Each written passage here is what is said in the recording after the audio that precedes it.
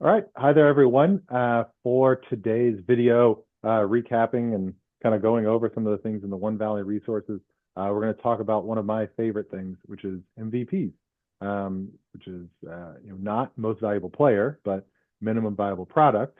And really, it's such a great way to test something. Not only to see like, is the market really there, or hey, I want to roll out a new product, but I'm not sure. I'm in between these two.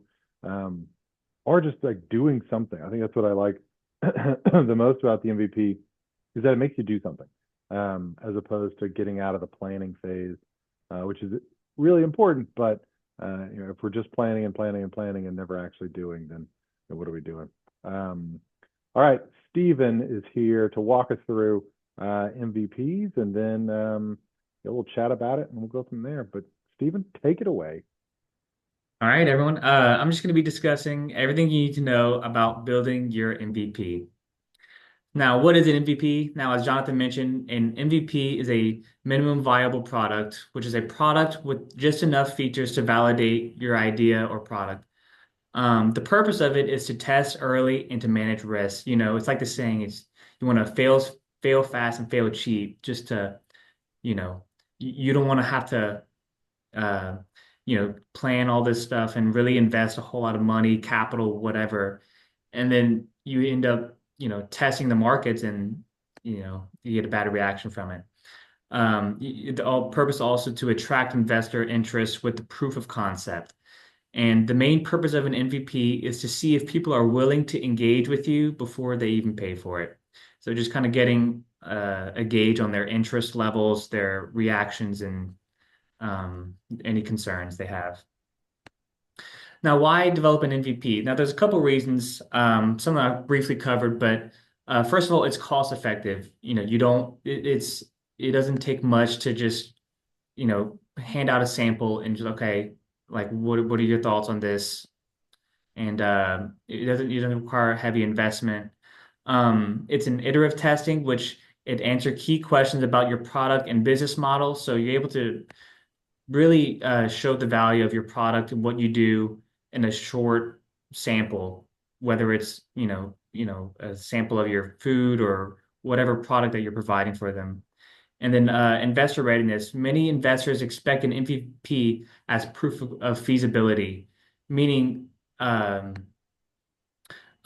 you're just ready. I mean, you have everything in place to attract investors, and the next step would just be for the investors to just team up and to build your brand and build your company. And then the real world relevance, test your customers' demand before launching fully. As I mentioned, you want to gauge the audience's understanding, what their reactions, thoughts, concerns, and what they enjoyed, and gather as much feedback from this MVP process as you can. Absolutely. I mean, I think that one thing in both of these slides, what comes to mind is, this idea of making sure that the market is there and making sure that, not making sure, but, oftentimes the first time we come out with the product or the service, it's not exactly right. Like, and often we're close. We're not off by much. Um, and if we were to just do a little test, if we were just to do Mhm. some samples, if we were just to maybe take a poll, something on social media, nothing overly complicated, but enough to give us a better idea on, okay, so what do the customers want, and are we filling the need? Are we seeing the need the same way that the customers are seeing the need? Or maybe are we seeing something else? And we sort of need to kind of right the ship a little bit, before we kind of shove off. And especially that that investor readiness thing, that feasibility. Because sometimes it's also about, can you do it? Hey, listen, it sounds good, but can you deliver really good brownies? Can you make excellent soup? I don't know, like, if it's just talk about it until you do it, in some of those spaces, it is going to be an element of like, okay, but is it feasible? Can you actually provide? So I Mhm. like that part of the MVP. Yeah, and it just provides a great point to if you do have to pivot, the heavy investment's not there. I mean, you haven't put that much investment or capital in yet, so having to redirect wouldn't be too costly at all. So yeah. Okay, so as a small business owner, how could you apply the MVP model? So for bakeries and food services, test new recipes or menu items, boutiques, pilot a small collection or pop-up shop before committing to a large inventory. And catering services offer sample testing events to gauge demand for specific cuisines or services. Pretty self-explanatory, but you're just going back to having that small portion of what your company drives value to the customers and just giving them a sample, just letting them know that you're there, what you provide, and how you and the community could engage with each other. Yeah, I mean, some of that, what I like is this idea of also MVPs aren't just, you don't just do it the first time. It's not just I'm testing the business concept. I mean, your bakery, idea or the bakery example. I mean, a bakery that does like a cookie of the month or something. In a way, that's an MVP because if enough people like that cookie, guess what? That cookie's probably going to become a regular staple. But before I make it a regular staple that you can get all the time, maybe I just float it out there as a little holiday special. I don't sit there and say, oh, and we're gonna bring this, gingerbread latte cookie back full time. We're just gonna float it out there during the holidays. And if we get really good demand, then we're gonna think about it. But so there's so many opportunities to continue to do little MVPs that we don't realize sometimes are MVPs. But that's a strategic business. That's what they're doing. It's more Right. than just a seasonal opportunity or just a something that we're trying out. It truly is a little bit of research, always learning, always gauging. Okay, like if we add this extra thing, that can be worth it. How many customers might that add? Yeah, go ahead. Absolutely. Absolutely. So, a little bit about the different types of MVP tests. First of all, you have your marketing testing. Evaluate demand and product market fit. Now, what comes to mind is, if you want to make sure you're targeting the right audience. You don't want to be selling Cajun seasoning up north where they think milk is spicy. You want to make sure that the market and your product is coexist well with each other. The product testing, check functionality and user expectations. Um, Maybe, there's something in your ingredients that you're baking that, is causing your product to not either taste as what you once thought it was, or you're getting a negative reaction. And it just gives you a chance to double check your ingredients and just what your product is really about.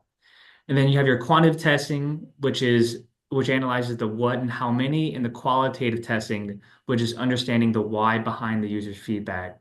And Jonathan, you kind of mentioned on this a little bit how a lot of it it's the planning, and that's the planning is very important, in fact crucial, but also you have to go out into the world and gauge the customer's expectations. And so the quantitative testing really emphasizes the data analytics, the numbers behind things, the financials, but the why. You're only going to be able to receive that type of qualitative testing with the actual customers, engaging with them on an intimate one-on-one level and understanding, what are your thoughts on this product and what would you like to see out of this product or service? Absolutely. And understand, I think often so many times we talk about it as a product, but but services, same thing. I mean, whether you know, uh, you're doing some consulting work, are you able to really match what that company needs that you're doing? Are you're coming in and you're mobile car detail? Like are you fulfilling what people expect out of a mobile car detail? Are you is this a market that needs that? When, how often? Like gauging some of those things, and the when and how often of mobile car detail. I feel like you are never going to know until you start to do it. Some of the companies that we've had, who've done that. I'm amazed in talking to them about. So how often are you wash people's cars? And I'm assuming like, oh, this time of year is better or worse. And they're like, no, Jonathan, like people want their car washed all the time. And I'm like, huh, yeah, I guess I mean, I don't know. Like I wouldn't have ever really thought about that. Maybe because my car is dirtier than it should be, but but you don't know that until you start to do it and realize, oh, and get that feedback. Right, right. Yeah. And so just a little bit about some practical tools. You have three different types of tools. You have your marketing tools, which would just be social media polls, as you mentioned, such as you can do it through Instagram, Facebook, or landing page builders such as Site Creator, IO. And then you have product tools, online sales platforms, Shopify, Etsy, and then prototyping events such as farmers market, pop-up shops, and other things like that, more in person. And then you also have analytic tools, Google Analytics or Square POS for sale insights. The marketing tools and analytic tools kind of coincide a little bit more similarly. You're able to use, these different softwares to understand, the customer's preferences, but then also their sales history, purchases, customer purchases history, and understanding how much they're buying of what, how often, and other sort of analytics.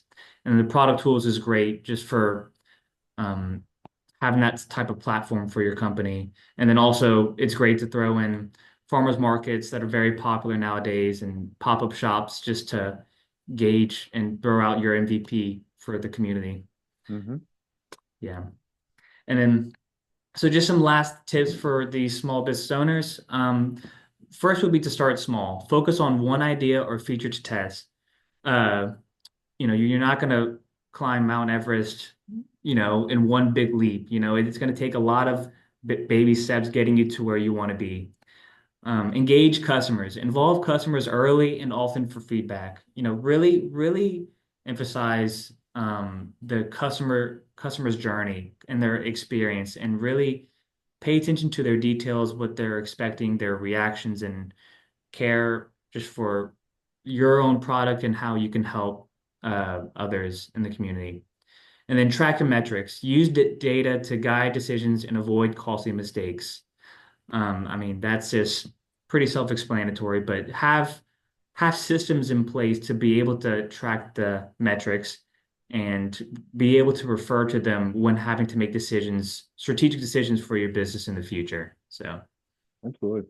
I mean, and to kind of to wrap it up, so this little copy that I'm having is from a company that we've worked with, Nube9. So Nube9 is a coffee company out of Abbeville, Louisiana, and Natalia Schote is the entrepreneur. And hey, listen, like, she had this idea for this coffee company, and it started out very much in this MVP kind of way of, first I'm going to go to some markets, some pop-up markets, and I'm just going to bring my coffee and sell it at a table. We're going to start by just doing that. And then, as that kind of grew in success and she started delivering, cold brews and things like that, then it was, then she got a trailer. And so it didn't jump directly into, sort of a storefront. It was, hey, like, I'm going to do this trailer. One, it allows me to go to multiple places, but it also is continuing to test the idea of get a little bigger, get a little bigger, get a little bigger, um,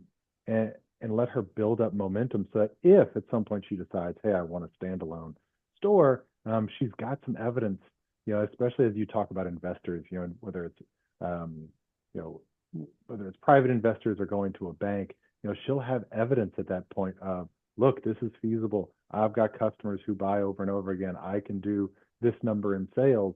Therefore, that's more evidence, right? More evidence of why maybe I should get a loan or a line of credit or something. And you don't have that if you don't do these sort of MVPs, if you don't track your metrics, if you don't engage with your customers to figure out what do they want. So that's my tiny plug and a great example from Nube9. Go and find them on social media and things like that. But Stephen, any final thoughts as we sort of wrap things up? first of all, that's a great story. I didn't know that. That's really, I thought awesome to hear. But one thing that something that we've been touching on that I just want to emphasize too is the consistency that involves with doing this MVP process. It's not a, one day all day. You can do it one day out of the year, but like how much traffic can you really create and how many people can you really come across? It's a consistent basis, maybe once a week, and mix up where it is. You could be Lafayette, Abbeville, wherever you think would be best strategically for your business, but It's the consistency of putting yourself out there in your product, being confident in your product, and constantly reforming it to be a better version of than what it already is. That's the whole entrepreneurship life, constantly attention to detail and aspiring to be better.